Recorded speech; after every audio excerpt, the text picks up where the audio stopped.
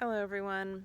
I hope you all are hanging in there these days. It's a beautiful day in the woods. Here I am with my dog, and our house is back there. I don't know if you can see it through the screen. It's like we have these woods trails that go on the side of our house, and I take her every morning. It's just a beautiful, peaceful place. But I wanted to just share a few thoughts with you about just the state of affairs and really how to keep our vibrations high in all of the chaos, because there's a lot.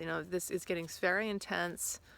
We're seeing people losing their jobs, standing up for their sovereignty, and being willing to lose their jobs, which is absolutely inspiring and heartbreaking as it is. But just what it takes to be able to do that it takes a lot of courage. And I think the pressures are tightening, like the vice is tightening, as those who think they are in control are doing everything they can to try to make us believe that we have no choice, that we must comply with their agenda of control. And it's challenging. It is definitely, nobody said this is easy.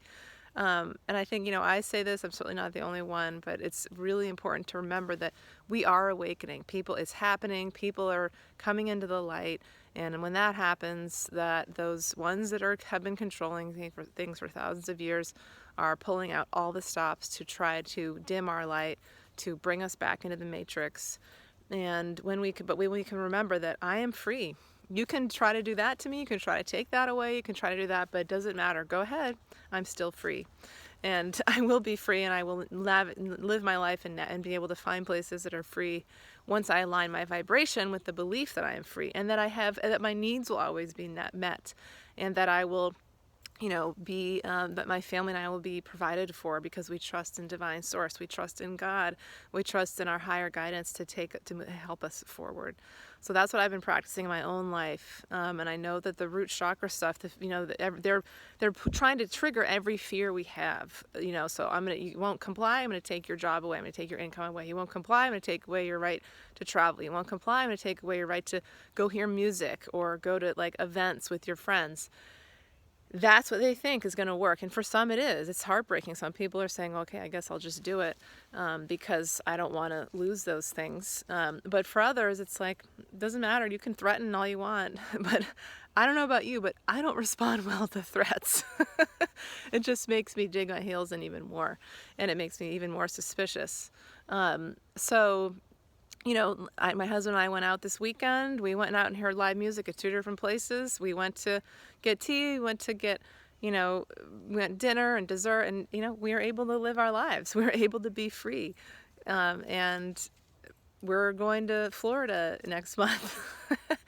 These are, not to say that, our lives are perfect. It's certainly not. I think, there's things that I'm struggling with, family members who are sick.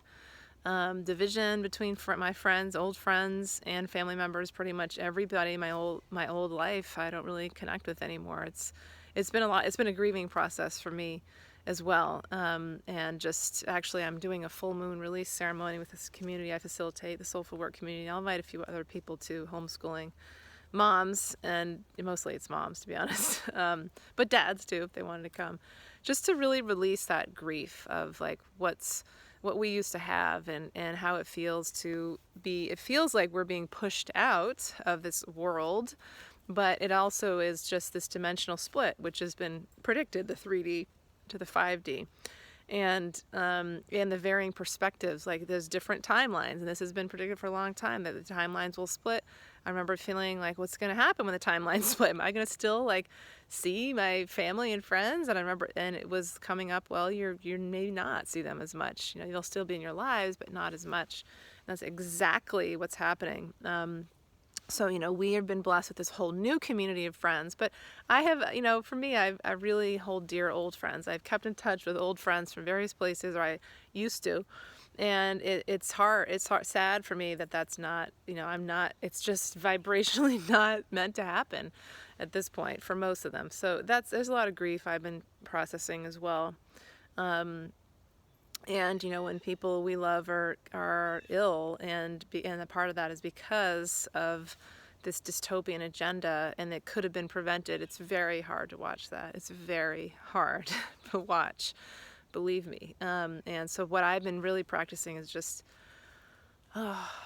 makes me emotional to think about it, but to just really hold that person and their free will in light, and this is their soul contract, that they have been they chose to go through this experience, and I cannot control them. No matter how many videos or articles or proof about natural keeping our immune system strong through plants, which should be a basic thing that most people would trust, but the very corrupt healthcare and medical pharmaceutical system has told us to not trust in our own the plants, that they might harm us, they might poison us, and that's kind of what's been going on with the situation I've been dealing with. It's instead inject yourself with mystery secret poison and that'll keep you safe, and that's just like it's really, really amazing and heartbreaking to watch how deep the mind control goes, but to hold people, and this is what I've been practicing, how can we hold these people in light and in compassion? How do we have compassion for people who it's not their fault? Mostly, like they've been completely conditioned. If they were to believe, they were to come to that place of, well, if this is true, if I can't trust these people to keep me safe, then who can I trust? They don't know who to trust. I've heard that from somebody, like, we don't really know who to trust, so we're just going to go on our fallback of listening to these agencies that we believe, that we're told are the ones that are supposed to keep us safe. So my dog wants me to walk. I'll move a little bit. Come on. So, what I've been doing also is trying to work on raising my vibration. Any negative thoughts, I can't, it will never, people might, it won't, whatever it is, reframing those, flipping them around. What's the opposite thought? What can you replace it with, like a positive mantra? I'm starting to believe that. I'm learning that. That's not true because blank. A lot of it is worst case scenario stuff. What if this? What if that? What if that? There's a lot of people going into that place of fear, and trying to be like, well, am I okay now? And so asking these questions. I do this with people, of course, in individual work. And so sometimes it's easier to advise people and then to apply it in our own lives. Am I okay now? Is that really 100% true? Is that a totally accurate way of viewing that? Is there another explanation? Just starting to ask ourselves some of these questions, because these are ego fears. These are very clever, manipulative beings, people who are using like very clever, it's the energy around us, it's all the threats that we're hearing about, even if you're not being directly affected, that start to trigger us. And so it's really, man, it's easier said than done, right? So I've been doing that, reframing thoughts. I've been doing a lot of self-care, nurturing myself. That's what I've been guided to do, because I've been working really hard finishing this book. I'm on the last chapter, editing the revisions for the second draft, and then I have my mom actually editing it. She's very good at that type of thing. She's a lawyer, so she can. And I think it's going to be interesting for her to read it too. I'm hopeful. It's 200 pages, and I've been just churning it out, working, and I've been getting tired. So I've been getting guided just to rest. And then just other stuff, spiritual attacks I've been managing from other people in my life, and it's not, I don't want to come from that victim place, but sometimes that is what happens. So I've been really learning to, where do I put my energy? How do I let myself heal? How do I let myself be restored? And not putting my energy in places where it's not wanted or needed, and or well received. So that's what I've been working on, is just managing my energy. And when I've been doing that this past week, or I guess much more in the past few days, I've been going to the Akashic Records, getting a lot of guidance and information. Mother Mary, it's just when we can't be of service if our cups aren't full. So taking the time to really rejuvenate our light. For me, I'm always trying to help, right? And it doesn't seem that way to some people, that's for sure. But it's being of service. That's what I'm here to do. But I can't be of service if I'm not, 100% myself, if I'm injured, if I'm wounded, and that's kind of what it felt like. So I've been doing that for myself, and this full moon release ceremony I'll be doing will help me do that.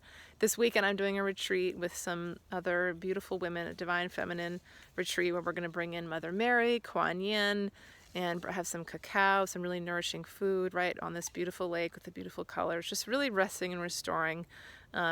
So there's actually still a few spots overnight in the shared room. I didn't realize there were 2 extra beds that I did when I went there to visit. I was like, oh, there's 2 beds in here I didn't see before. So if you're interested, let me know. There's still those 2 spots. Or if you wanted to come for the day, we can definitely accommodate you for that if you wanted to do that. So that it's interesting how these things start to, flow together. And yeah, I think that's all I got to say today. Just, in terms of raising the vibration, reframing thoughts, joy, listening to music, dancing to music, cranking up the music, just exercise, really I've been doing that a lot, just getting energy moving out of your body. I went for a run the other day and I literally was in about 30 steps and I felt tears just start to come. It's like they just needed that physical movement to just help them get unlocked. And so I just stopped, I let a few tears flow, and then I kept running. And so powerful, so important to do that.